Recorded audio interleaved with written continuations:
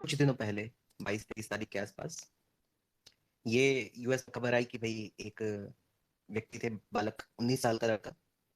वो Washington DC में गया। उसने भाड़े पे एक वैन उठाई और वैन लेके गया, और वो जो व्हाइट हाउस है उसका किसी इलाके के आसपास, लाफाइट पार्क इलाके के आसपास एंट्रेंस पे ठोक दिया उसने वैन को, माल वाहक वैन को। उसका नाम है साई वशिष्ठ कंदुला। तो ये 19 साल का लड़का है और वहीं रहता है। तो ये न्यूज आई थी, यूएस मीडिया में वगैरह कवर हुई थी, 2-3 दिन के अंदर में अपने यहाँ तरह तरह के नैरेटिव आना शुरू हो गए थे। तो कोई उस व्यक्ति को बता रहा है कि यह हिंदुत्व वाला है, कोई उसको बता रहा है कि वह भीमवादी है।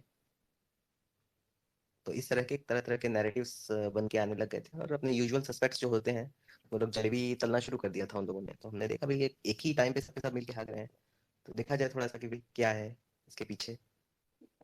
हमने एक ट्विटर पे थ्रेड लिख दिया, 3-4 लोगों को पकड़ के हमने उनके देखे भाई क्या स्टेटमेंट है और किस वजह से वो कह रहे हैं, और उस वजह से ट्विटर थ्रेड रखा हमने उसके सामने। फिर उसको एनालाइज करने के लिए हमने रिकॉन्साइल का मीडिया मैनिपुलेशन मैट्रिक्स जो मॉडल है वो उपयोग किया।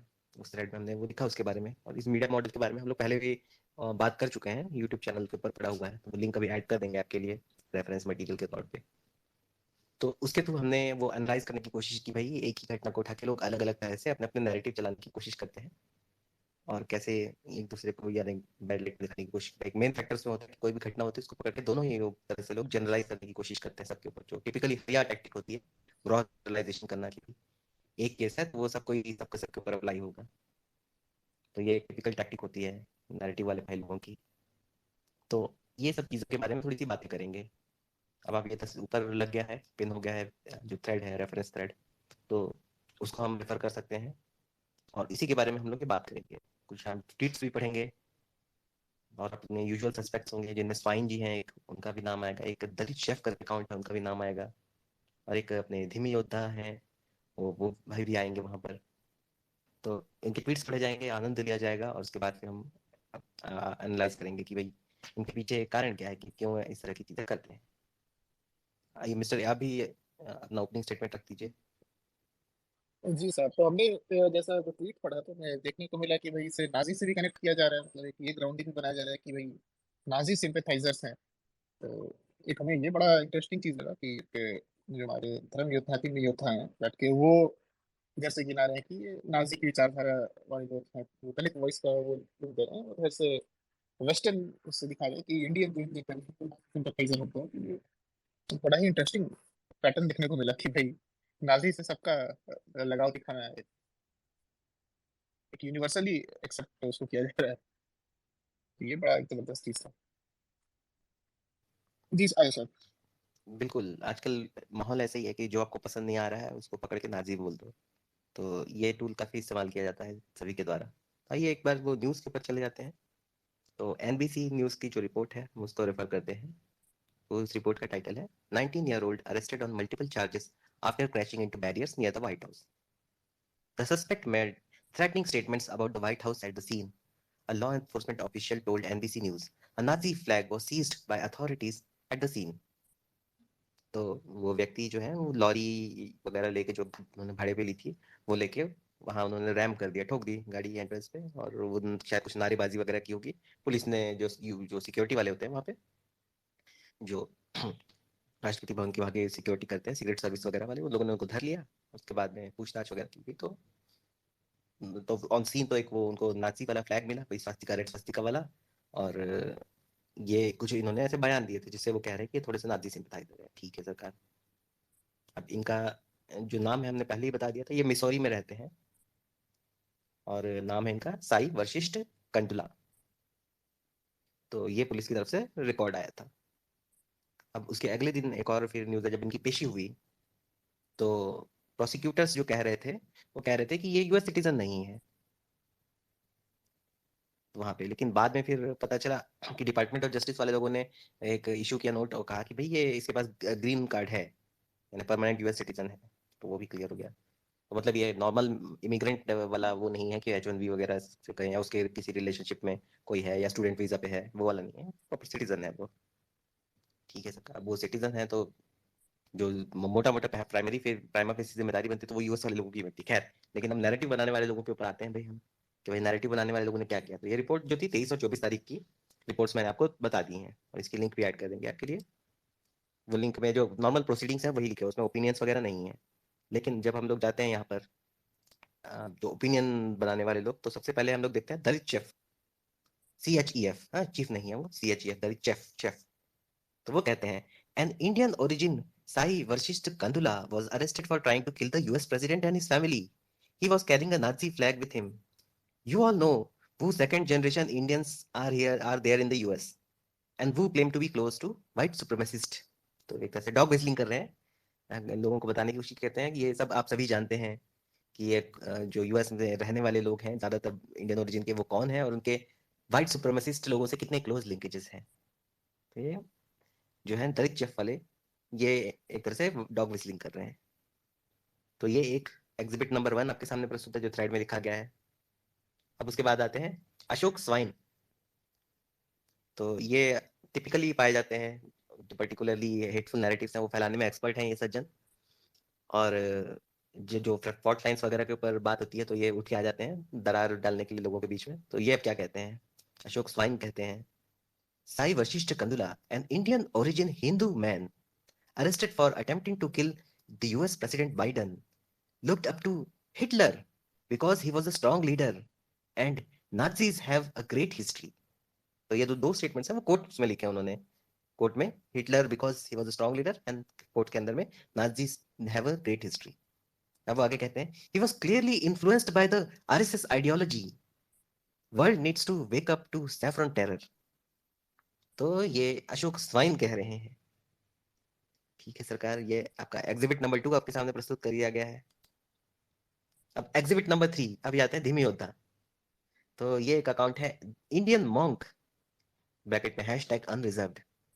तो ये क्या कह रहे हैं, this is Sai Vashisht Kandula, man who drove a U-Haul into White House gates. Media calls him white supremacist after they found a Nazi flag in the vehicle.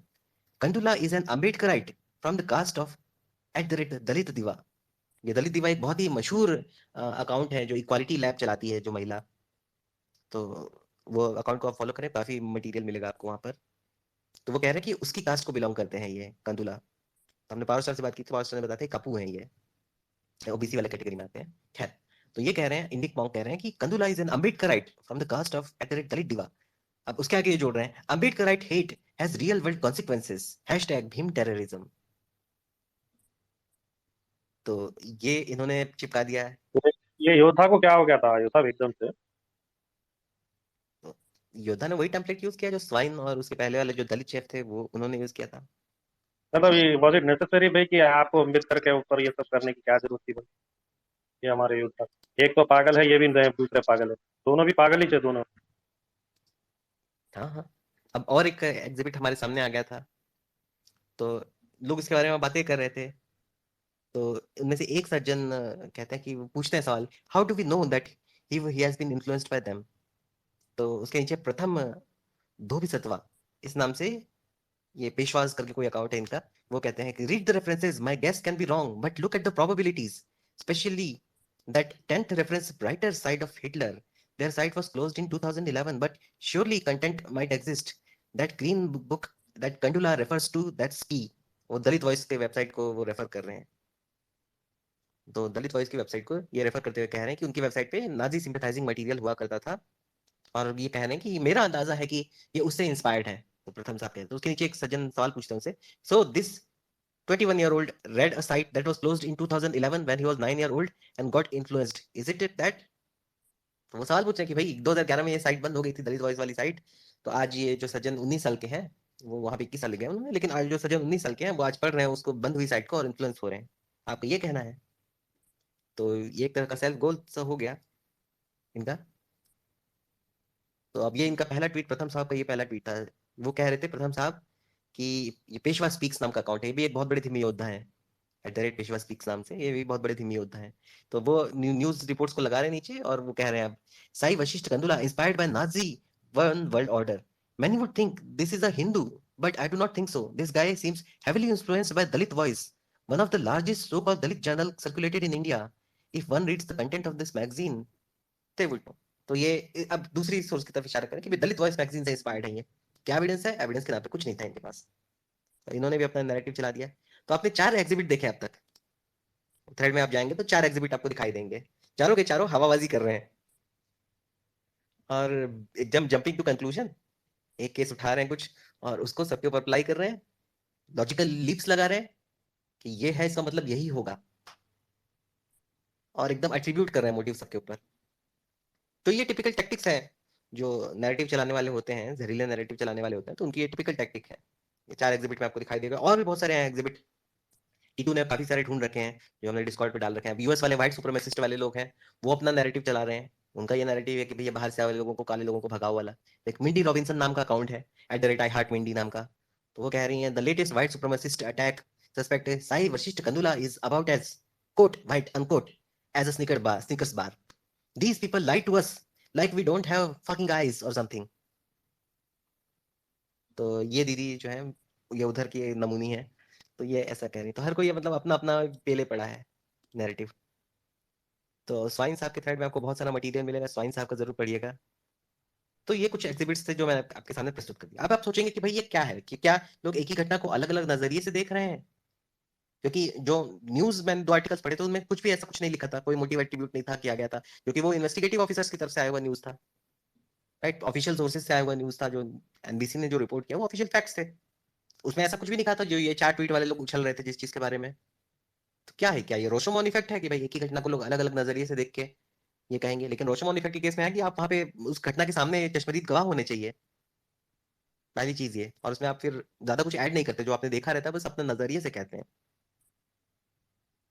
और ये रोशोमोन इफेक्ट ऑर्डिनरी लोगों के ऊपर अप्लाई होता है। ये लोग जो है, ये 4 मैंने एग्जिबिट हम दिखाया आपको, ये 4 लोग तो आइडियोलॉजिकल जहर पे पैडल मार रहे हैं। ये इस कैटेगरी में नहीं आते हैं कि उनका इनको आम आदमी कहे, चश्मदीद गवाह कहें, जो अलग अलग व्यू पॉइंट से जिन्होंने उस घटना को देखा और गवाही दे रहे हैं, नहीं, ऐसा नहीं है। दूसरी चीज, एक कॉन्सेप्ट होता है ना हैंड लॉन्च रेजर, कि भाई अगर कुछ आपको गड़बड़ी दिखाई देती है तो आप उसको इनकॉम्पिटेंस के ऊपर आप उसको कॉज जो है इनकॉम्पिटेंस समझ सकते हैं, मैलिस ना समझिए आमतौर पर। लेकिन हैंड लॉन्च रेजर ऐसे लोगों के ऊपर अप्लाई नहीं होता जो मैंने 3-4 अकाउंट दिखाए थे। ये क्योंकि इन लोगों का एक रिपीटेड पैटर्न है ऐसी हरकतें करने का, जब बार बार कर रहे हो तो फिर तो नजिस्तान काउंट होता है, कि भाई एक बार गलती करे इंसान, बार बार करे गलती करे तो नजिस्तान, है ना। जब रिपीटेड पैटर्न दिखाई देता है तो फिर वो मिस्टेक, ये सब नहीं होता, इनकॉम्पिटेंस मिस्टेक ऐसी फैक्टर नहीं आते, फिर वहां पे सिर्फ और सिर्फ एक ही चीज आती है सामने, आपके मैलिस, दुर्भावना, वही आपको नजर आती है। तो ये हमने एस्टेब्लिश कर दिया कि भाई ये जो 4 हमने दिखाए थे, जिनमें 2 तो एक थे हमारे अम्बेडकराइट थे, एक स्वाइन थे, एक धिम्मी योद्धा थे, और एक व्हाइट सुप्रीमेसिस्ट वाली दीदी थी। ये 4 के 4 नमूने जो थे, ये चारों के चारों हैं, उनको पर कोई चैरिटी नहीं दे सकते आप किसी तरह की, क्योंकि रिपीटेड ऑफेंडर हैं सारे के सारे। इनका एक तो ये जंप मार रहे हैं चीजों के ऊपर, फैक्ट्स को देख नहीं रहे हैं, कहानियां बना रहे हैं, तो कोई चैरिटी इनको देने की बनती नहीं। तो आप हैंड लॉन्च रेजर ये भी नहीं बोल सकते कि ये भाई इनकॉम्पिटेंट है, नहीं, मैलिस आपको क्लियरली दिखाई दे रही है, क्योंकि इन सबका पैटर्न आपको दिखाई दे जाएगा। उसके फिर आगे हम बढ़े साइड में, तो हमने ये इंक्वायर किया कि भाई ये जो ऐसा कह रहे हैं ये क्यों कह रहे हैं। तो हमने फिर रेफरेंस के लिए एरिक वाइंस्टाइन का 2x2 जो मीडिया मैनिपुलेशन मैट्रिक्स है उसको हमने उठाया। तो वो एरिक वाइंस्टाइन का 2x2 मीडिया मैनिपुलेशन मैट्रिक्स क्या कहता है, वो ये बताता है कि किसी भी तरह के मीडिया नैरेटिव के बारे में कौन कौन उसके एक्टर्स होते हैं उसके अंदर, और वो एक्टर्स क्या क्या रोल प्ले करते हैं मोटा मोटा, और कौन जो है उस डिस्कशन का, उस डायलॉग का जो है परिधि, सरकमफेरेंस, वो डोमेन वो डिसाइड करता है क्या बोला जाएगा क्या नहीं बोला जाएगा, कौन विलेन होगा कौन हीरो होगा स्टोरी का। तो ये सारी चीजें डिसाइड करने वाले लोग हैं वो, इन सारी चीजों को डिफाइन करता है ये मॉडल, राइट। तो इसमें हमने पहले भी इसके ऊपर बात की है, और काफी प्रैक्टिकल मॉडल है ये, जो आप आराम से इसको अप्लाई करके समझ सकते हैं कि अलग अलग तरह के प्लेयर क्या रोल प्ले करते हैं। तो पहले मैं क्विकली आपको ये मॉडल हल्का सा बता देता हूँ, और फिर उसके बाद हम लोग इस मॉडल में ये जो 4 हमारे नमूने हैं उनको फिट करेंगे। तो ये मॉडल के अंदर में आप 2 एक्सिस उठाते हैं, एक होती है एक्सिस मॉरल वर्च्यू की, जिसको आप वाई एक्सिस बना सकते हैं, ठीक है। तो टॉप पे एकदम आप वर्चुअस हो, है ना, पुण्यवान हो, गुणवान हो, और नीचे की तरफ उस एक्सिस पे, वाई एक्सिस पे नीचे की तरफ जाओगे तो आप पापी हो। ये मॉरल वर्च्यू मॉरल वाइज की एक्सिस है, राइट, ये वाई एक्सिस है। तो टॉप पर आप गुणवान हो, नीचे आ गए तो पापी हो। फिर एक्स एक्सिस पे अगर आप जाओगे तो जब आप पॉजिटिव तरफ जाते जाओगे तो उसमें आता है रेंट सीकिंग पोजीशन को सपोर्ट करना और रेंट सीकिंग पोजीशन को अपोज करना। अब ये रेंट सीकिंग पोजीशन क्या होती है? वो ये होती है कि किसी भी चीज के बारे में अगर आपको बैठे बिठाए अपनी पोजीशन की वजह से बेनिफिट हो रहा है, समाज में अपनी पोजीशन की वजह से बेनिफिट हो रहा है, तो आप रेंट सीकिंग पोजीशन को सपोर्ट करने वाले ग्रुप में पाए जा सकते हो। जैसे मकान मालिक है, वो उसको बैठे बिठाए किराया मिलता है, तो वो जो है प्रॉपर्टी लॉ को इस तरह से सपोर्ट करेगा कि जिसमें रेंट कंट्रोल अप्लाई ना हो, कि जब चाहे वो दाम बढ़ा सके मगर प्रॉपर्टी का किराया बढ़ा सके, तो वो रेंट सीकिंग पोजीशन को सपोर्ट करेगा। ऑन द अदर हैंड जो उसकी उल्टी तरफ जाएगा वो रेंट सीकिंग पोजीशन को अपोज करेगा। तो रेंट सीकिंग पोजीशन पे टिपिकली जो लोग पावर की पोजीशन में बने रहते हैं, पहले से बने हुए हैं, तो वो लोग उनमें काउंट होते हैं। ठीक है, तो ये आपकी एक्स एक्सिस है। तो ये जब एक्स एक्सिस और वाई एक्सिस को मैच करता है तो 4 क्वाड्रेंट आपके पास तैयार होते हैं, राइट। क्वाड्रेंट जो है वो 11वीं क्लास में आपने पढ़ा होगा, 0 to 90 degree, 90 to 180 degree, 180 to 270, 270 to 360, right. तो ये 4 क्वाड्रेंट है। पहला क्वाड्रेंट, उसमें आते हैं आपके आईवी कवर्ड ड्यूप्स होते हैं, जिनको आप ये मान सकते हैं कि नैरेटिव का डोमेन करने वाले विद्वान लोग, डोमेन तय करने वाले। तो ये परिभाषा तय करते हैं डोमेन में क्या बातें होंगी, ये नैरेटिव चलाते हैं एक तरह से, आप ये मान सकते हैं, है ना। ये लोग कल्चरल एलीट माने जाते हैं, जिनकी सोसाइटी में पहुंच होती है, इन्फ्लुएंशियल प्लेटफॉर्म्स होते हैं ये लोगों के। तो हमारे 4 नमूने हैं, रफली आप इन लोगों को कुछ कुछ हद तक उस कैटेगरी में अपने अपने उनके पॉइंट ऑफ व्यू से वहां पर रखा जा सकता है। तो ये 4 लोग इनमें काउंट हो गए। स्वाइन जी का एटलीस्ट काफी हद तक उस कैटेगरी में आ जाएंगे, क्योंकि उनको काफी अप्रूवल मिला हुआ है, एकेडमिक प्रोफेसर है और काफी लोग उनको फॉलो करते हैं। ठीक है, टेनर वाले प्रोफेसर है, तो इसलिए वो उस कैटेगरी में आ जाते हैं। ये लोग आइडियोलॉजी के बेसिस पे चीजों को फैलाने की कोशिश करते हैं। सारा का सारा जो इनका रहता है, जो डिस्कोर्स रहता है वो आइडियोलॉजिकल बेसिस पे रहता है। और पीछे हम लोग आगे जाके बताएंगे कि उस आइडियोलॉजी के पीछे क्या चलता है। तो एरिक वाइंस्टाइन थोड़ा सा चैरिटी लेके इनको ड्यूप्स कह रहे हैं, यानी कि मूर्खमती कह रहे हैं। तो ये पहली कैटेगरी के लोग हैं। ये लोग जो होते हैं black and white world view में देखते हैं, हर चीज को ब्लैक एंड व्हाइट में देखने वाले लोग हैं, पहली कैटेगरी वाले लोग। दूसरी कैटेगरी वाले लोग वो होते हैं, उनको वो कह रहे हैं एरिक वाइंस्टाइन कॉन्ट्रेरियन या इंडिपेंडेंट फर्स्ट प्रिंसिपल थिंकर्स, जो आजाद सोच वाले लोग होते हैं, खुली सोच वाले होते हैं। तो मीडिया में जो नैरेटिव चल रहा है उसको पूरी तरह से वो सच नहीं मानते हैं, वो फैक्ट्स को जानने की कोशिश करते हैं सामने। और ये जो नैरेटिव होता है, जिसको आईवी आपके पहले ग्रुप वाले लोग चला रहे हैं, जिसको Eric Weinstein gated institutional narrative, यानी कि कंट्रोल्ड नैरेटिव जिसको कह रहा है एरिक वाइंस्टाइन, ये दूसरी कैटेगरी के लोग जो इंडिपेंडेंट थिंकर्स है उसके ऊपर पूरी तरह से भरोसा नहीं करते हैं। उनको थोड़ा सा शक होता है और वो फैक्ट्स जानने की कोशिश करते हैं, है ना। और ड्यूप्स वाले लोगों का इनके साथ में थोड़ा झगड़ा होता है। ठीक है, तीसरी कैटेगरी वाले लोग जो होते हैं, और वो सबसे आपके पास इंटरेस्टिंग लोग हैं, तीसरी कैटेगरी वाले लोग, इनको वो कह रहे हैं ट्रोग्लोडाइट, यानी एक तरह के बिगट लोग हो सकते हैं ये लोग, जो रेसिस्ट बिगट्स ये होते हैं थर्ड क्वाड्रेंट में। तो ये लोग जो होते हैं ये एक्चुअली जो ड्यूप्स का है उनका शिकार होते हैं, ड्यूप्स हमेशा इनको खुश रहते हैं। तो ये 4 हमारे पास एग्जांपल थे, 4 लोग जिनको अटैक कर रहे थे, वो एक्चुअली यहाँ पर काउंट होंगे। लेकिन होता क्या है, पहली कैटेगरी वाले लोगों ने इस कैटेगरी के लोगों पे, ये थर्ड कैटेगरी जिसके अंदर में बेसिकली रिएक्शनरी लोग आते हैं, ये कुछ ऐसी हरकत कर देते हैं जिससे पहली कैटेगरी वाले आईवी कवर्ड ड्यूप्स को हथियार मिल जाता है कि भाई हाँ ये इसने हगा यहाँ पे, तो अब मैं दुनिया को दिखाऊंगा कि इसके जैसे सारे लोग हैं, और ये सारे के सारे लोग पापी हैं, ये सारे के सारे लोग बिगट हैं, राइट।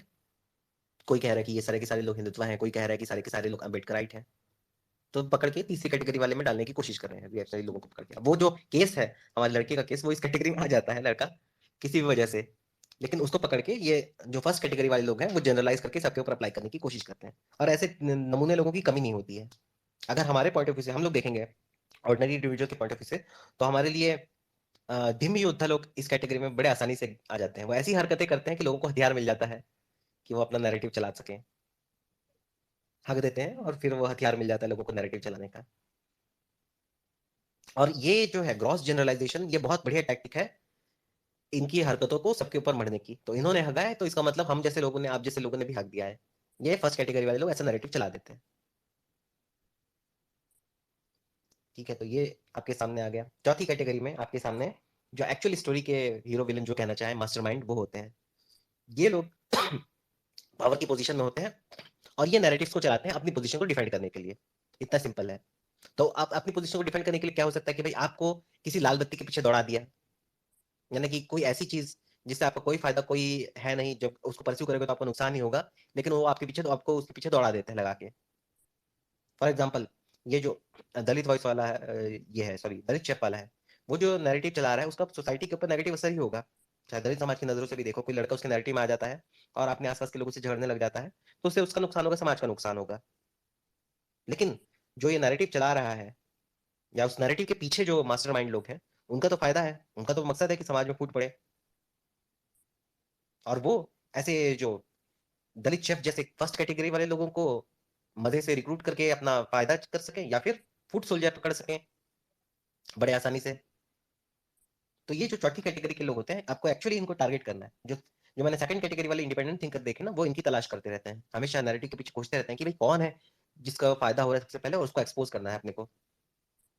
अगर आपने हम लोगों को फॉलो किया होगा डीटीआर पे, हम लोगों ने ये काम किया काफी, तो हम लोगों ने जो नजस्तानी एक्स मुस्लिम होते हैं उनके पीछे हम लोगों ने काम किया और खोजा कि भाई इनके तार कहाँ से जुड़ रहे हैं, ये किस वजह से भारत के फॉल्ट लाइंस के ऊपर बातें कर रहे हैं, फेक न्यूज फैला रहे हैं, उनकी हरकतों को हमने फॉलो करने की कोशिश की।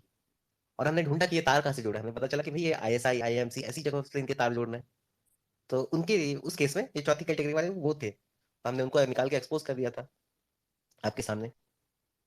तो ये काम बड़ा मुश्किल है, इसके लिए एफर्ट लगता है, टाइम लगता है, लेकिन ये काफी इंपॉर्टेंट काम है, क्योंकि आपने इसको एक्सपोज कर दिया तो नैरेटिव हिल जाता है जो ये फर्स्ट कैटेगरी वाले लोग चला रहे होते हैं। फर्स्ट कैटेगरी वाले लोग किसके इशारे पे काम करते हैं? फर्स्ट कैटेगरी वाले लोग चौथी कैटेगरी वाले लोग के इशारे पे काम करते हैं। क्यों? उनके लिए उनको पैसा दे सकते हैं, उनको नौकरी दे सकते हैं, उनके लिए वो इकोसिस्टम बनाते हैं जिसके अंदर कैटेगरी वन वाले लोग फ्लरिश करते हैं। तो आपके जो स्वाइन महाराज हैं, ये जो दलित शेफ हैं, ये सारे के सारे लोग इस इकोसिस्टम में काम कर रहे हैं, वो चौथी कैटेगरी वाले लोगों का बनाया हुआ होता है। तो ये 1 2 3 4 वाला खेल है जो मैंने आपके सामने रख दिया है खोल के। इसके बारे में हमने YouTube वीडियो में और अच्छे से एग्जांपल दे दे के आपके सामने बताने की कोशिश की है, तो वो भी आपके सामने रख देंगे रेफरेंस मटेरियल के तौर पर। लेकिन मोटा मोटा आई होप कि आप ये समझ गए होंगे, कैटेगरी वन वाले लोग जो होते हैं वो आपके एकेडमिक हो सकते हैं, इन्फ्लुएंशियल पर्सनालिटी हो सकते हैं, जो एक तरह से एक आइडियोलॉजिकल चोला पहन के आपके सामने आते हैं, ब्लैक एंड व्हाइट में दुनिया को देखते हैं और जजमेंट देने को तैयार रहते हैं। कैटेगरी दो वाले लोग होते हैं, सोचने समझने की कोशिश करते हैं इश्यूज पे, जो नैरेटिव आया रहता है कैटेगरी वन वाले लोग की तरफ से उस पर विश्वास नहीं करते हैं, और उस नैरेटिव के पीछे कौन है शक्ति उसको ढूंढने की कोशिश करते रहते हैं। कैटेगरी थ्री वाले लोग रिएक्शनरी होते हैं, जो बात बात पे हल्क स्मैश है ना, डंडा लेके एकदम चढ़ पड़ते हैं, या ऐसी हरकतें कर देते हैं जिसकी वजह से कैटेगरी वन वाले लोगों को हथियार मिल जाता है कि वो जहरीला नैरेटिव फैला सके, और वो कैटेगरी थ्री वाले लोगों की हरकतों को जनरलाइज करके सबके ऊपर चिपका देते हैं, सबको रेसिस्ट वगैरह बना देते हैं। कैटेगरी फोर वाले लोग होते हैं इस कथा के हीरो विलेन जो मानना चाहें, क्योंकि वो ये नैरेटिव्स चलाते हैं। और कैटेगरी टू वाले लोग जो हैं, जो इंडिपेंडेंट थिंकर हैं, वो इनकी तलाश में रहते हैं। कैटेगरी वन वाले लोग कैटेगरी थ्री वाले लोगों की तलाश में रहते हैं। तो ये मोटा मोटा मैंने आपके सामने फ्रेमवर्क रख दिया है, और यहाँ पर भी आप देख सकते हैं कि ये सारे के सारे जो लोग हैं, या आप इनको इनके पॉइंट ऑफ व्यू से कैटेगरी वन में रख सकते हैं, और ये जिस चीज का विरोध कर रहे हैं वो उनको वो कैटेगरी थ्री में रख रहे हैं। हमारे जैसे लोग जो उसको एक्सपोज करने की कोशिश कर रहे हैं वो कैटेगरी वन में हम हमको रख सकते हैं, कैटेगरी टू में रख सकते हैं, इंडिपेंडेंट थिंकर वाली कैटेगरी में जो एक्सपोज करने की कोशिश कर रहे हैं, और कैटेगरी चार में जिनकी तलाश करने की ये लोग कहाँ से नैरेटिव ला रहे हैं, उसके लिए आपको रिसर्च मानना पड़ेगा। तो ये मोटा मोटा आपके सामने ये फ्रेमवर्क रख दिया है। आइए और जगह थ्रेड में आगे जाते हैं, देखते हैं कि और क्या कहा गया है। तो मैंने एक गैंग्स ऑफ वासीपुर का डायलॉग भी इसके सामने फ्रेमवर्क के साथ में रख दिया था। वो वासीपुर में एक डायलॉग था कि दुनिया में दो ही तरह के लोग होते हैं, एक होते हैं कमीने, दूसरे चूतिया। तो कमीने जो स्कीमिंग फोक्स होते हैं, जिसके अंदर में कैटेगरी चार और कैटेगरी वन वाले लोग आ सकते हैं, राइट। काफी हद तक आप उसमें कैटेगरी टू वाले लोगों को भी रख सकते हैं। और चूतिया जो नॉन थिंकिंग फोक्स होते हैं, जो ऐसे नैरेटिव्स को बाय कर लेते हैं, चाहे वो आइडियोलॉजिकल वे में उस पर लपेट लबादे में लपेट के आपके सामने परोस दिया गया है, या आप रिएक्शनरी हो कि आपके सामने कुछ भी और आप डंडा डंडा लेके दौड़ पड़े, तो वो आपके चूतिया कैटेगरी में आते हो। तो दो लोग हैं डायगोनली आप देखोगे तो कैटेगरी दो और कैटेगरी चार वाले लोग जो होते हैं वो कमीने वाली कैटेगरी में आ सकते हैं, कैटेगरी वन और कैटेगरी थ्री वाले लोग चूतिया कैटेगरी में आ सकते हैं। ये गैंग्स ऑफ वासेपुर का इंटरप्रिटेशन है इस फ्रेमवर्क का। आगे देखते हैं। तो अब ये जो है एक एक्सट्रीमिस्ट का एग्जाम्पल उठाया गया, हम ये उसको अज्यूम कर रहे हैं कि वो एक्सट्रीमिस्ट है, ठीक है, क्योंकि उसके बारे में ज्यादा जानकारी है नहीं, हो सकता है वो पागल हो, हमको कहाँ पता है। लेकिन वो एग्जाम्पल चलिए अभी मान लेते हैं कि वो एक्सट्रीमिस्ट है, हमको उसका कोई एसोसिएशन भी नहीं पता कि किससे है वो एसोसिएटेड, क्या है, कुछ नहीं पता है। लेकिन इन लोगों ने सबने अपना अपना नैरेटिव चला दिया, क्या क्या, उसको मार्क कर दिया उन्होंने as a member of opposite group, और वो अपोजिट ग्रुप की डेफिनेशन उठा के उन्होंने सबके ऊपर चिपका दी। फिर इन्होंने ये कहा, इनका सबटेक्स्ट क्या है उन चारों लोगों के नैरेटिव का, जो चार एग्जांपल मैंने आपके सामने रखे थे।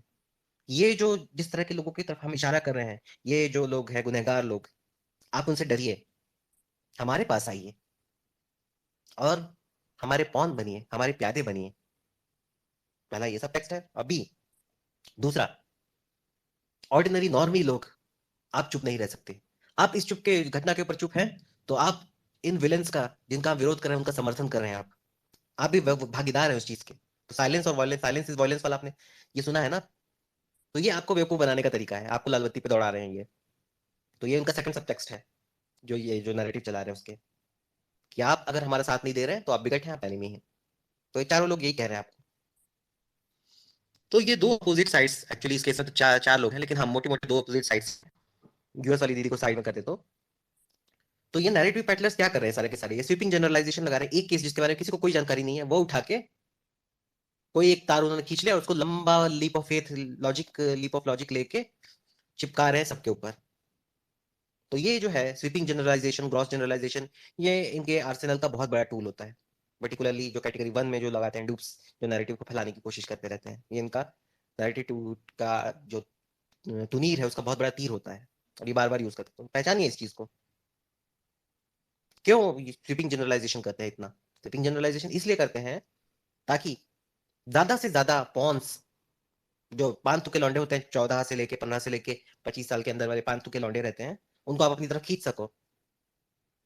ये दिखा के एक, कि ये जो घटना हम दिखा रहे हैं उसे डरो, मेरे पास आओ, पापा के पास आओ, हाँ हम तुम्हें रास्ता दिखाएंगे, राइट। और बी, ऑर्डिनरी लोगों को या तो वो रिएक्शनरी बनाने की कोशिश कर रहे हैं या पॉन बनाने की कोशिश कर रहे हैं, थ्रेटन कर रहे हैं उनको कि भाई आप साइलेंट हैं इस घटना के ऊपर, तो साइलेंस इज वायलेंस, आप भी इस घटना के भागीदार हैं, इसलिए तो आप हमारे साथ आइए, नहीं तो बुरा होगा। तो आप या तो आप उनके साथ चले जाएंगे, भड़क जाएंगे। भड़क जाएंगे तो रिएक्शनरी हो सकते हैं आप, धर्म योद्धा, दिम्य योद्धा लोगों की तरह कुछ ऐसा बक देंगे जिससे उनको हथियार मिल जाता है नैरेटिव चलाने के लिए।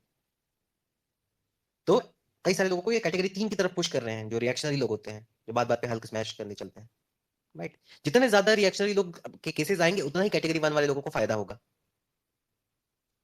क्योंकि वो अपना नैरेटिव बड़े आसानी से चला सकते हैं कि देखो ये लोग कितने मतलब पापी हैं, कितनी खतरनाक आइडियोलॉजी है, जो बात बात पे झंडा डंडा लेके आ जाते हैं। हमारे साथ जुड़िए, कैटेगरी 1 वाले हमारे नैरेटिव में जुड़िए, हमारा साथ जुड़िए, ताकि आप इनसे बच सकें। अब मजे की बात ये आती है, ज्यादातर केसों में आप ये देखोगे, चारों केसेस में जो ये सो कॉल्ड बिग बैड जिसको कह रहे हैं, वो ज्यादातर केस में बिल्ली होती है, घर की बिल्ली। बिग बैड लायन जिसको कह रहे हैं वो घर की बिल्ली होती है, पर वो नैरेटिव चलाने से इनको थोड़े रोकता है। तो ये मोटा मोटा इस घटना के ऊपर एक फ्रेमवर्क एनालिसिस था। आप बड़े आसानी से अप्लाई कर सकते हैं, ये देख सकते हैं लक्षण इन लोगों के कि भाई क्या है, किस पोजीशन पे आते हैं फ्रेमवर्क के अंदर में, और क्या काम करते हैं। तो ये आई होप कि आप लोगों को ये क्लियर हो गया होगा, और आप ये इस तरह के एक्टर्स को पहचान सकते हैं, इनके नैरेटिव को बड़े आसानी से फिर एक्सपोज भी कर सकते हैं। एक्सपोज करने की जरूरत क्यों है, ये मैं आपको थोड़ा सा हाईलाइट करना चाहूंगा, इसके ऊपर 2 मिनट सुनते हैं। अगर आप चुप हैं, अभी मैं उनका उस तरह से नहीं बता रहा हूँ कि भाई आप चुप है तो साइलेंस इज वायलेंस, नहीं। नैरेटिव चलाने वाले नैरेटिव इसलिए चला पाते हैं क्योंकि उनको कोई काउंटर नहीं करता है, या फैक्ट्स लोगों के सामने नहीं रखता है। नॉर्मल जनता जो होती है उसके पास जानकारी कम होती है। तो जब आपके पास जानकारी कम है, तो आप टिपिकली होता क्या है, इवोल्यूशनरी फ्रेमवर्क के अंदर आप देखोगे ना, तो आप भेड़ चाल को फॉलो करना पसंद करोगे। ज्यादातर लोग जो ओपिनियन है मैं भी उसको फॉलो कर लेता हूँ।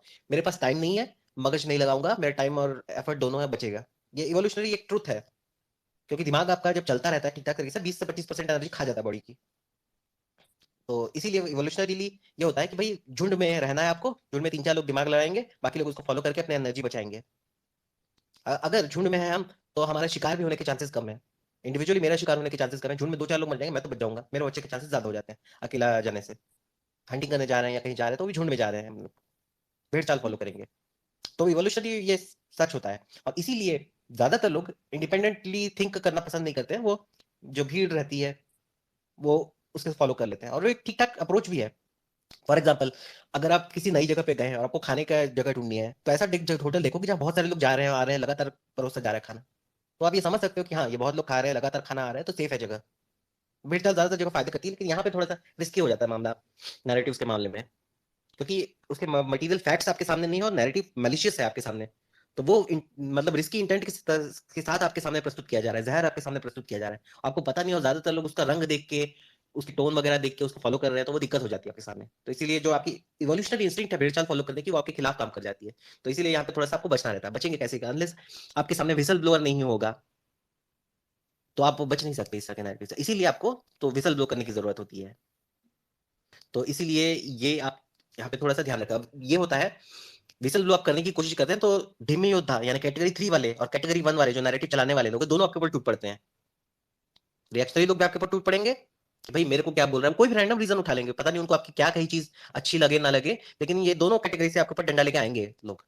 तो कैटेगरी 3 वाले जो होते हैं रिएक्शनरी लोग, वो आएंगे आपके ऊपर डंडा लेके, और कैटेगरी 1 वाले लोग आपको कैंसिल करने के लिए तैयार बैठे ही बैठे हैं। कैंसिल कल्चर फुल ऑन रहता है उनका, वो आपको सीधा कैटेगरी 3 में पटक के डालेंगे। अगर आप नैरेटिव के बारे में कुछ भी कहने की कोशिश या एक्सपोज करने की कोशिश की तो आपको सीधा कैटेगरी 3 में पटक के डालेंगे वो, कि भाई तुम भी मतलब एक्सट्रीमिस्ट हो, ये हो वो हो, नाजी हो। तो वो सीधा आपको कैंसिल करने की तैयारी करेंगे। और कैटेगरी 3 वाले लोग, उनको पता नहीं क्या अच्छा नहीं लगेगा, लेकिन वो डंडा लेके हमेशा तैयार रहता है आपके पीछे। नहीं इसका, लेकिन आपको ज्यादातर लोगों को अगर बचना बचाना है तो इस तरह के नैरेटिव का एक्सपोज करना जरूरी हो जाता है, क्योंकि अगर आप बोलेंगे नहीं तो बड़े आसानी से नैरेटिव फैल जाता है। मैंने उसका रीजन बताया, इवोल्यूशनरी रीजन, भेड़चाल वाला। तो इसीलिए बचाने के लिए आपको विसल ब्लोअर बनना पड़ता है। तो इसीलिए जब आप इवोल्यूशनरी बायोलॉजी पढ़ते हैं तो बहुत उसके अंदर भी विसल ब्लोअर मैकेनिज्म होता है कि काफी सारे जानवरों के झुंड में कुछ जानवर होते हैं जो लुकआउट पे रहते हैं, और वो देखते रहते हैं खतरा, सेंटिनल होते हैं जो लुकआउट पे रहते हैं कि भाई कोई खतरा आ रहा है, जो खतरा आ रहा है तो वो इशारा करते हैं।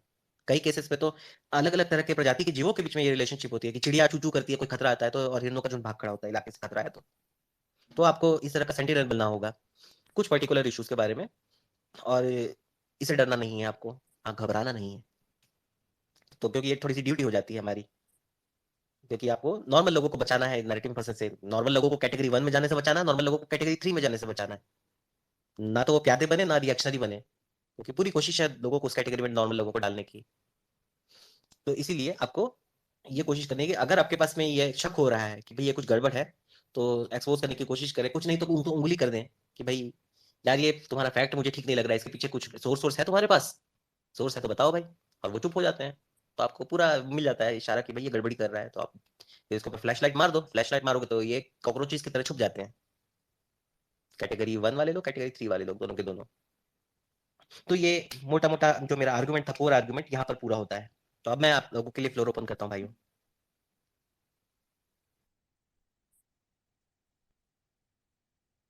जी, हमारे साथ जुड़े हैं, मौलाना साहब भी जुड़े हैं और दूसरे भी है। अगर किसी को माइक लेकर कुछ पूछना है तो आप पूछ सकते हैं,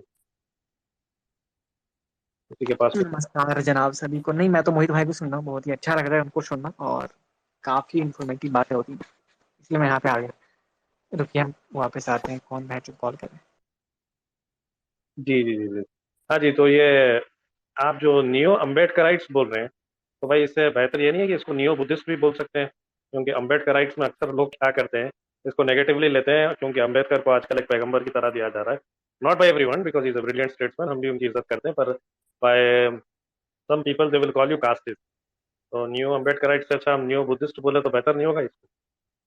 अब सरकार वो कैटेगरी 3 वाली रिएक्शनरी लोगों की परवाह करते रहे तो कुछ बोल ही नहीं पाएंगे। उनको कुछ ना कुछ लेके डंडा लेके दौड़ने आना है हमारे पीछे। हम्म। आप कुछ भी टर्म यूज कर लो, वो डंडा लेके आएंगे ही चाहेंगे। मतलब मैं सिर्फ उसमें देख रहा हूँ कि अगर हम ये वर्ड यूज करें तो, क्योंकि बुद्धिस्ट मतलब कि भाई जरा एक ऐसा टर्म होता है कि जिसमें वो आपके ऊपर कास्टिस्ट स्लर्स नहीं बोलते, वो ये नहीं आपके ऊपर इल्जाम डाल सकते हैं कि भाई आप एंटी कास्ट, आप कास्टिस्ट है या फिर आप एंटी दलित है। ये सब चीजें आपके ऊपर नहीं आ सकते, तो ये एक उनके पास से एक बहाना सरकार छीन। जब, अब बहाने तो हजार हो जाते हैं, मतलब वो ब्राह्मणवाद कहता है तो वो भी तो कास्ट स्टेटमेंट ही है। हाँ, वो भी तो कास्टिस्ट चीज है, वो तो है, वो तो अब वो कास्टिस्ट चीज है। हिपोक्रेसी जब वो करने लगे, हिपोक्रेसी की सीमा उनकी खत्म नहीं होती है, तो आप उनकी परवाह ना करें।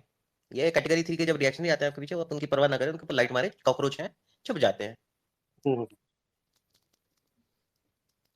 करेक्ट भाई। हाँ, वो लोग किसी। तो ऑफेंड खैर हर दूसरे चीज में हो जाते हैं, उनका तो कुछ किया ही नहीं जा सकता। पर आयो साहब, हमारा ये जैसे अशोक स्वयं के बारे में आप जब बता रहे थे कि, तो आप ये जनाब को आप कैटेगरी 1 में भी आप प्लेस कर सकते हैं कि भाई ठीक है आपने कहा, लेकिन क्या ये उस टाइप के लोग हैं क्या जो वाना भी कैटेगरी 4 में जाना चाहते हैं? उस टाइप का आदमी है क्या अशोक स्वयं? ये पहुंच नहीं सकते हैं कैटेगरी 4 में, लाइक वो बहुत ही मतलब ऊंचे टाइप के लोग जिनकी पावरफुल पोजीशन होती है, उस पोजीशन को डिफेंड करना है। तो अगर आप ऐसा रखना चाहें कि भाई किसी पोजीशन से, किसी पर्टिकुलर आइडियोलॉजिकल पोजीशन से आपको बहुत फायदा और आपको उसको डिफेंड करना है, तो आप रिक्रूट करेंगे अपने लिए काम करने वाले हेंचमैन। तो ये हेंचमैन वाली कैटेगरी में आते हैं। अच्छा, मजे की बात, इंटरेस्टिंग फैक्टर ये है, इन लोगों का एरिक वाइंस्टाइन ने इन लोगों को ये तो कह दिया कि आइडियोलॉजिकली इन्फ्लुएंस्ड होते हैं, उनको काफी चैरिटी दी है, लेकिन अगर जिस तरह से मैं देखता हूँ उस तरह से ये है कि ये लोग भाड़े के एजेंट है। आज आपने पैसा दिया तो ये आइडियोलॉजी के साथ में है, कल आपने पैसा दिया तो वो आइडियोलॉजी के साथ में है। तो ये बिल्कुल ऐसा काम करते हैं ये कैटेगरी 1 वाले लोग, इनके वो बदलने में ज्यादा देर नहीं लगती है। पर साहब एक और चीज है कि जैसे जब ये कैटेगरी 3 वाले स्पेशली रिएक्शनरीज जब उनके बारे में बात करते हैं तो वो उन्हें टारगेट करते हैं एज अ कैटेगरी 1 वाला नहीं, एज अ कैटेगरी 4। उनके दिमाग में एक ही कैटेगरी 4 वो एलीट है, सब कोई एलीट ही है। कोई किसी को ऐसा नहीं दिखता है कि कोई किसी का भाड़े का कट्टा हो सकता है। कैटेगरी 4 वाला अगर आप देखोगे ना, तो कैटेगरी 4 वाले टिपिकली या तो वो इंस्टीट्यूशन होंगे या बहुत पुरानी पावरफुल पोजीशन को होल्ड करने वाले होंगे। नहीं, आपको अंबानी लेवल वाले पे पहुंचना पड़ेगा कैटेगरी 4 के लिए आपको, उस तरह का, या फिर इंटेलिजेंस एजेंसीज और वो सब उस तरह के ऑपरेटर्स होंगे कैटेगरी 4 वाले। या कलेक्टिवली आपको फिर जो एक आइडियोलॉजिकल वो चलाते हैं ना नैरेटिव, वो एकेडमिया वाले लोग, उनको काउंट करना पड़ेगा। जी, कैटेगरी 1 वाले लोग जो साफ साफ आपके सामने नजर आ रहे हैं, उनके पीछे कौन है, ये आप सवाल उठाएंगे तो फिर आपको कैटेगरी 4 की तरफ इशारा होगा। उनको ढूंढना थोड़ा सा मुश्किल होता है कि पर्दे के पीछे काम होता है ना सारा का सारा।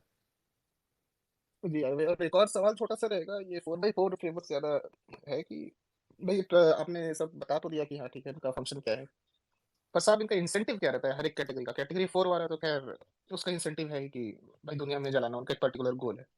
बाकी का कैटेगरी इंसेंटिव 4 मैकेनिज्म वाले कैसे लोगों काम का, करता है? हाँ, कैटेगरी 4 वाले लोगों का तो ये इंसेंटिव ये है कि उनको अपनी पोजीशन जो है उसको डिफेंड करना है। अब उसके लिए आपको वो लाल बत्ती देके दौड़ा देंगे, दुनिया में आग लगा सकते हैं, राइट, अपनी पोजीशन डिफेंड करें। फॉर एग्जांपल, अगर कोई, लेट्स से मान लेते हैं कि यूएस वाला ही है, उसको इंडिया में अगर बहुत ज्यादा तरक्की हो रही है तो प्रॉब्लम होगी उसको थोड़ी बहुत, तो वो कोशिश करेगा कि इंडिया में कुछ ना कुछ गड़बड़ी होती रहे जिससे थोड़ी सी प्रॉब्लम कंट्रोल में रहे, राइट। ये एक रहता है पर्टिकुलरली, जो इंटरनेशनल रिलेशंस में ये एक रहता है कि भाई आप जो बड़े इमर्जिंग नेशंस हैं उनको थोड़ा कंट्रोल में रखिए। आप डेवलप पावर है, सुपर पावर है, तो इमर्जिंग नेशंस को अपने अंडर रखने की कोशिश कीजिए ताकि वो बार बार आपके पास आए मदद के लिए। तो इसलिए आप उनके यहाँ अंदर में कुछ ना कुछ गड़बड़ी करते रहें।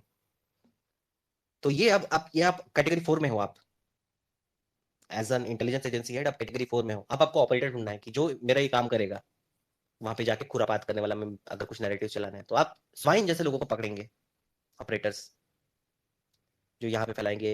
हो सकता है आपको लोकल इस तरह के जो दलित शेफ वाले ऑपरेटर है वो भी मिल सकते हैं। तो इसमें भी आपको लेयर्स है। कैटेगरी 1 वाले जो ऑपरेटर्स हैं भाड़े पे मिलने वाले, उनपे लेयर्स हैं। कुछ बहुत ज्यादा एकेडमिकली वेल एक्नॉलेज्ड हो सकते हैं और कुछ ऐसे हो सकते हैं सोशल मीडिया वाले लोग।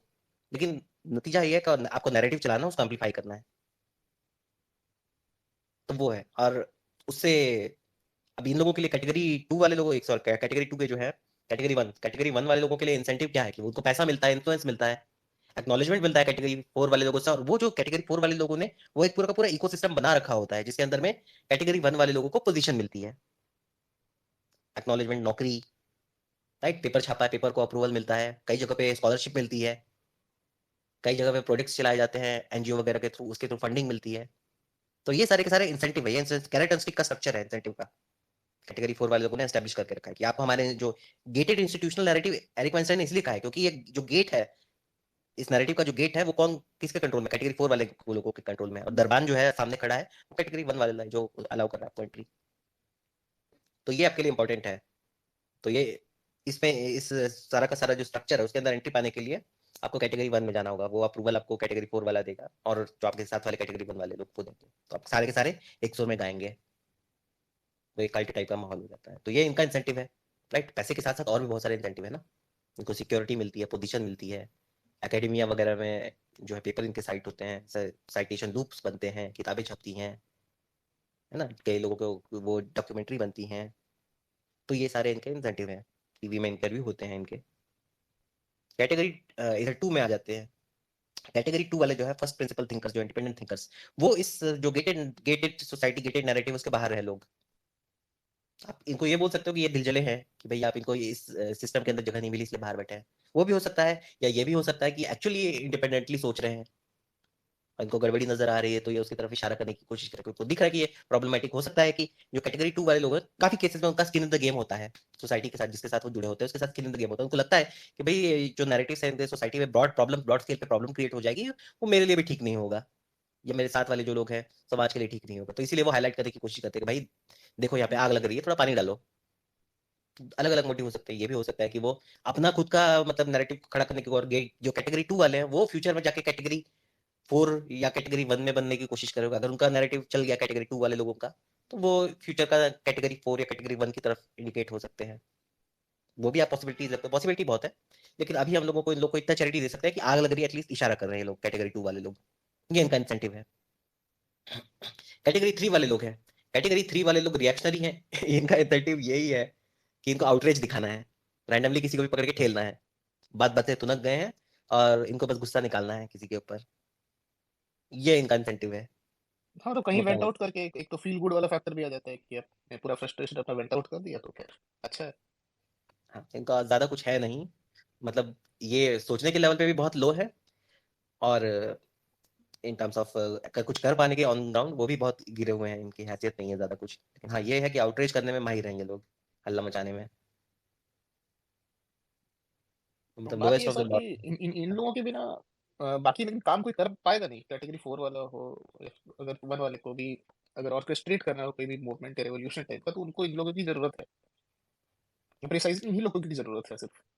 हाँ ये बात है कि नमूनों की जरूरत रहेगी इन लोगों को नैरेटिव चलाने के लिए, क्योंकि अनलेस आप अपने नैरेटिव में एक एनीमे बनाएंगे कि नहीं, लोगों को पसंद नहीं आता नैरेटिव, जब तक आप नैरेटिव में एनीमे दिखाएंगे नहीं, ये देखो बिग बैड है, इससे बचना है पापा के पास आओ, तब तक लोग आपकी बात सुनेंगे नहीं, तो ये रहता है, तो ऑब्वियसली कैटेगरी 3 वालों की जरूरत होगी।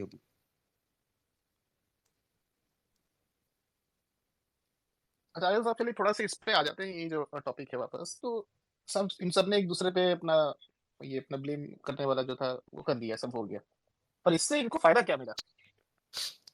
हाँ भाई तो आपके हिसाब से सबका नैरेटिव बन रहा है ना, जो तो जो मेरे अपनी मन को अपनी है वाला हिसाब हाँ, है।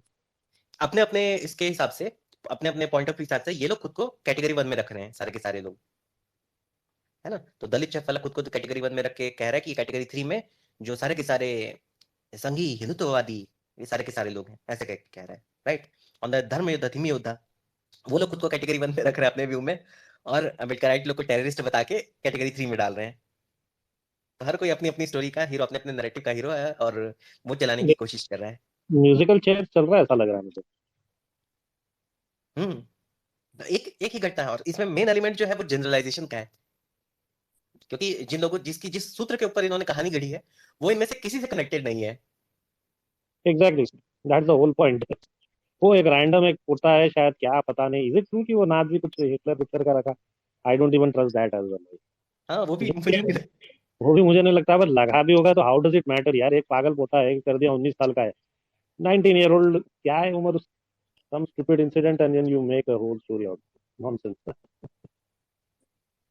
हाँ ये तो है, और ये भी है कि भाई अब जैसे जो लिंक बता रहे हैं, वो दोनों पार्टी को ये नहीं सोच रहा है कि जो इसका जो इवेंट था, सीरीज ऑफ इवेंट जो हुआ है, चेन ऑफ इवेंट्स थे, उससे रेलेवेंस क्या है भाई? ना अम्बेडकर वालों का रेलेवेंस है कोई बाइडेन को मारने से, और ना ही हिंदुत्व वालों का है। हाँ हमको नहीं हाँ लग रहा है कि कभी इस बारे में कोई बात भी किया होगा कि साला बाइडेन मरे तब कुछ हो गया। वही वही ना, इतना लंबा लीप ऑफ लॉजिक मारा है इन्होंने कि मतलब वो बिल्कुल हजम नहीं हो सकता भाई। एक कह रहा है कि वो 11 साल पहले की मैगजीन पढ़ा उसने, 11 साल बंद हुआ, आर्टिकल पढ़ा और वो रेडिकलाइज हो गया जब वो 9 साल का था, सबका। तो इस तरह का अंडरस्टैंडिंग एक ने बना ली है। बचपन में वो वीडियो गेम सब छोड़ के आर्टिकल्स पढ़ रहा। हाँ, अभी वो 19 साल का है, मतलब क्या ओपिनियन बनाएगा फालतू का लौंडा। वो दलित बॉयज पढ़ के, दलित बॉयज दलित उसको voice actual ban specific actually, किया है। बैन एक्चुअली अभी तक। दलित वॉइस का जो ओनर वही वीटी राजशेखर को खुद उसको के ऊपर केसेस चले बाद में। और उसका क्या बोलते हैं, नाजी को सपोर्ट करने का अलग वो था, वो भीम मीम वाला नैरेटिव में फिर लोग आ जाते हैं कि हाँ कैसे क्या है। हाँ, कोई और लिंक ही नहीं, किसी का कुछ लिंक नहीं है, ये मुझे पक्का ये क्या लग रहा है ना, इसके बेगानी शादी में अब्दुल्ला दीवाना लग रहा है। हाँ, सब कोई ढोल नगाड़ा पीट के निकल गए। अब सवाल ये उठता कि धीमे योद्धा लोगों को इसमें मतलब अपनी पिछवाड़ा देने की क्या जरूरत थी, वो समझ नहीं आता। बात बात पे रिएक्शनरी होके मतलब चल पड़ते हैं डंडा डंडा लेके। उनको ऐसा लगता है कि मतलब ये narrative warfare, 5th generation narrative warfare, इसलिए हमें हर फ्रंट पे लड़ना है वगैरह वगैरह, और वो हाँ तो सब भत पटाके आ जाते हैं। सब हम बस यही सोच रहे हैं कि ये लॉजिक भी किसी का आ जाना चाहिए था ना, कि जापानीज गाड़ी चल रहा था तो इंटीरियर जापान से ये प्रेरित था। नेक्स्ट बेस्ट थिंग हमको वही लगता है इसके बाद। हम्म हो सकता है नए नैरेटिव इस तरह से आ सकते हैं कि भाई इंडिया में अगर बुलेट ट्रेन चल रही है, तो इंडिया ने जापान की वर्ल्ड वॉर 2 के पहले की इंपीरियल आइडियोलॉजी को फॉलो कर लिया है। इस तरह के हाँ ऐसे लॉजिकल कंक्लूजन निकाले जा सकते हैं। या इंडिया ने जर्मनी का माल खरीदा, तो वो उनके वर्ल्ड वॉर 2 के पहले की नाजी आइडियोलॉजी को सपोर्ट कर रहा है इंडिया, तो इसलिए इंडिया जो है फासिस्ट कंट्री। इस तरह के तो कंक्लूजन निकाले जा सकते हैं इन लोगों के द्वारा। ऐसा कंक्लूजन तो फिर पीएलओ का भी निकाल सकता हूँ, क्योंकि जो पीएलओ का जो लीडर था वो तो डायरेक्ट हिटलर से मिला था। एक मुफ्ती था जो पीएलओ को सपोर्ट करता था, मुफ्ती। सर यासिर अराफात वो तो हमारे इंदिरा गांधी को अपनी बहन मानता था। बहन मानता था, वो क्या बोलेंगे उसको। नहीं, यासिर अराफत इंदिरा गांधी को बहन मानता था, ये एक मुफ्ती था जो पीएलओ का था। तो पीएलओ वो तो हिटलर से मिला था, वो तो हिटलर का बहुत अच्छा दोस्त था। वो तो क्या करेंगे, क्या पीएलओ को क्या नाजी ऑर्गेनाइजेशन मानेंगे क्या? ये अजीब लोग है भाई ये। दुनिया कहाँ जा रही है कभी समझ में नहीं आता, इसलिए ज्यादा एकेडमिक्स में जाना नहीं चाहिए। अब मैं सोच लिया सीधे सीधे काम करो भाई, पढ़ लिख के काम करो, क्योंकि अगर इस तरीके की एकेडमिक की दुनिया तो क्या होगा सर दुनिया की। I mean, सरकार लेकिन वही है ना, विसल ब्लोइंग तो करनी पड़ेगी। नहीं तो ये पांथू के लौंडों को कैटेगरी 3 में डाल देंगे या कैटेगरी 1 में डाल देंगे। या तो उनको पॉन बना देंगे या तो उनको रिएक्शनरी बना देंगे। वो ये तो काम भाई तो जोरों शोरों से चल रहा है। तो इसलिए वो पान के तो ऐसा है कि पैंट खोल के झुक जाते हैं, उनका तो छोड़ दो। वी सीन दैट ऑलरेडी पूरे एक्स मुस्लिम में हम देख चुके हैं किस तरीके के लोग होते हैं, कैसा उनका माइंडसेट होता है। ये तो हम ऑलरेडी देख चुके हैं। तो दे आर बियॉन्ड रिपेयर अभी, ये खत्म हो चुके हैं पूरे व्हाट्सएप जनरेशन। वो जो देखने का है इनको, जितना चाहे उनको सिर्फ यही, आप इस तरीके के प्रोग्राम करके गलती से अगर कोई एक बेवकूफ देख के थोड़ी अगर उसको दिमाग बुद्धि आ जाए तो बस उसकी उम्मीद कर। नहीं तो मेरे को तो कोई उम्मीद नहीं है। हाँ, लेकिन वही सेंटिनल वाला जो मैंने काम बताया ना, वो जरूरी है। तो किसी न किसी को तो टट्टी साफ करनी पड़ेगी। मेरे थ्रेड का ही नाम है कि लोगों ने हगा है, तो अब साफ करना है मेरे को, तो वही कर रहा हूँ मैं। हाँ वो भी है। तो जमादार का काम मैं कर रहा हूँ मजे से।